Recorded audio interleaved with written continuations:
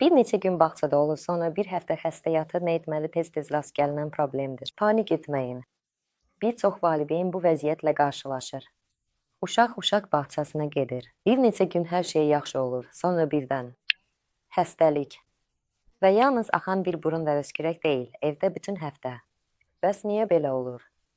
Uşağın immun sistemi hələ tam formalaşmayır. O, müxtəlif virus və bakteriyalarla mübarizə aparmağı öyrənir. Bəs necə öyrənir?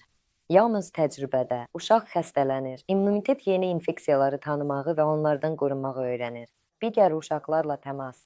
Uşaq bağçasında uşaq evdə və ya yaxınlarında olmayan çoxlu yeni mikroblarla qarşılaşır. Uyğunlaşma stressi. Uşaq bağçasına keçid uşaqlar üçün böyük bir stressdir və bu, onun immunitetini zəiflədə bilər. Nə etmək lazımdır? Panikaya düşməyin. Uşaqların bağçada xəstələnməsi normaldır.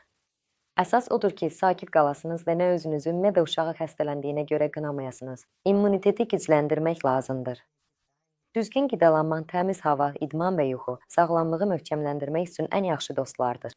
Əgər uşaq çox tez-tez xəstələnirsə, həftədə 2 dəfə evdə yaş təmizlik aparın.